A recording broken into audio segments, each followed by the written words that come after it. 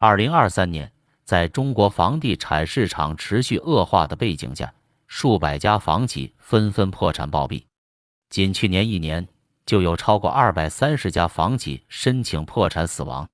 其中，经济较发达的沿海富裕省份情况最为凶险。数据显示，浙江、湖南、广东等地破产房企数量最多，尤其是浙江省，竟有36家房企死在2023年，占破产房企总数的15%以上，可谓死得最惨。这还只是冰山一角。业内专家警告，2024年，中国房地产业将迎来一轮惨烈的洗牌，众多房企可能会消失或被并购重组。当下，购房者无不心生惶恐，自己买的房子会不会突然有一天被告知，开发这个楼盘的房企已破产？深陷危机，百强房企业绩普遍下滑30%。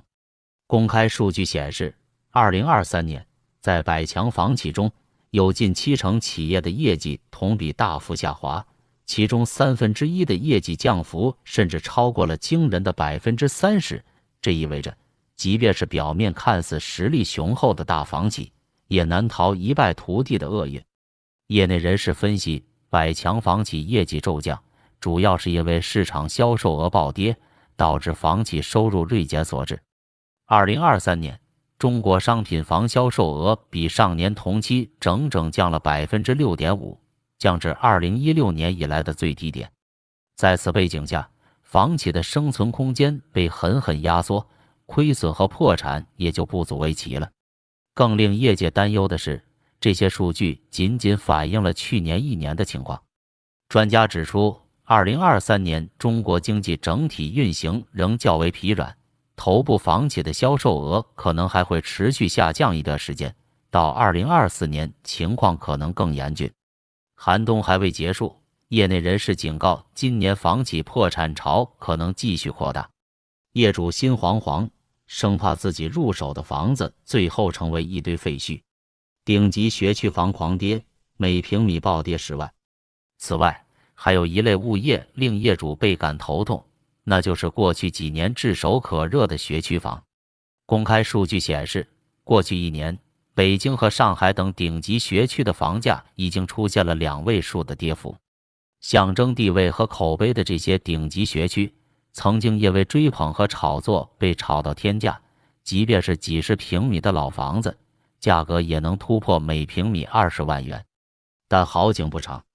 据业主披露，仅仅1年时间，这些顶级学区房的价格就狂跌了10%至20%，个别项目的跌幅甚至高达惊人的每平米10万元。有购房者感叹道：“我买的学区房过去1年价格狂降，几乎一个月一个报价。”可想而知，这些业主的心情一定很糟糕。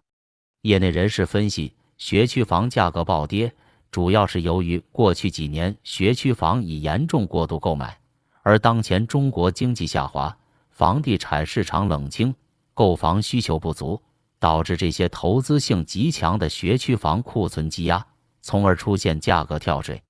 可以预见，在经济下行期，这类投资房产的流动性和价格可能更加难以控制。专家称，10年才能消化库存，库存过剩已成定时炸弹。中国国家统计局前副局长贺铿就曾公开宣称，中国现在的房地产供应已经严重过剩，手上足足有14亿套空置房子，这么多房产要花很长时间才能消化完。业界权威思锐集团的洪浩进一步指出，中国房地产库存过剩的问题，可能还需要10年以上的时间来得到根本性解决。在产品过剩的背景下，楼市难言反弹，而库存压力也会持续性压制房企的盈利。中国经济增速放缓，加重了消化库存的难度。国家统计局数据显示，随着经济下行，中国2023年房地产开发投资和销售额均创下历史新低。在疲软的市场环境下，想要迅速卖光积压已久的库存几乎是不可能的。前景未卜，多家房企难逃债务危机。与此同时，众多头部房企也背负着高额的债务，其中恒大、碧桂园等几家房企的债务规模甚至超过了1万亿元人民币。在利息和本金偿付压力下，这些高负债房企也陷入了沉重的债务危机。有专家指出，在当下经济下行周期，许多房企手头的现金流已经枯竭，要想偿还巨额债务几近是不可能的任务，因此很可能会出现连环债务违约事件。这也将严重影响到相关房企和楼盘项目的正常运转。这意味着购房者选择房企和楼盘时，也需要慎之又慎。如果选择了实力和债务状况都较为薄弱的小房企，一旦房企资金链出现问题，楼盘建设可能会停工，或者更糟，被法院强制拍卖。事实上，在这场房地产寒冬中，停工和拍卖的楼盘比比皆是。许多刚需群体买的都是这种实力较弱的小房企开发的楼盘，结果不出所料，楼盘很快就因为资金不足无法继续施工。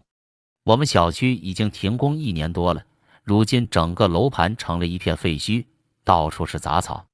某城市的业主李大爷泣不成声，他花了毕生积蓄买的新房，现在却成了没有户籍的空中楼阁。还有更多楼盘直接被开发商抛弃，法院强制拍卖。但是因为经济下行，市场惨淡，这些问题楼盘很难找到买家，即便甩手卖，也只能是严重割肉。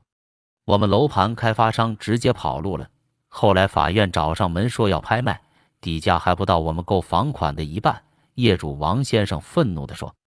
在这样的情况下，许多刚需群体买家彻底打入房奴的命运。他们身负数百万房贷，买的房却成了烂尾楼或空中楼阁，而银行还在无情地催收利息，让他们倾家荡产。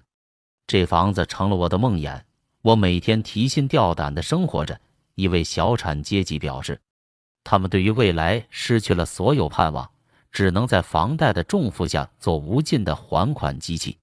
更令人寒心的是，由于开发商破产等原因造成的烂尾楼和居民损失，很难得到应有的补偿。开发商通常资不抵债，承担不起任何赔付，相关部门也很难协调资金，帮助业主完成后续工程。这让无数业主心中填满了绝望，他们看着楼盘年久失修，却无力也无门寻求帮助，只能眼睁睁地看着自己的血汗钱一天天在风吹日晒下变得毫无价值。这块烂尾楼就像一个深渊，把我们所有买房的人都坑了进去。现在想要翻身太难，大家都活在水深火热之中。一位中年业主这样说。可见，无助和对现实的愤懑已成为这个群体的主要情绪。这无疑是中国经济转型期一个极为残酷的现实写照。在房企纷纷倒下后，无数普通老百姓的血汗钱化为乌有，他们的呼声无人问津，只能在绝望中等待，看着漫漫长夜何年方明。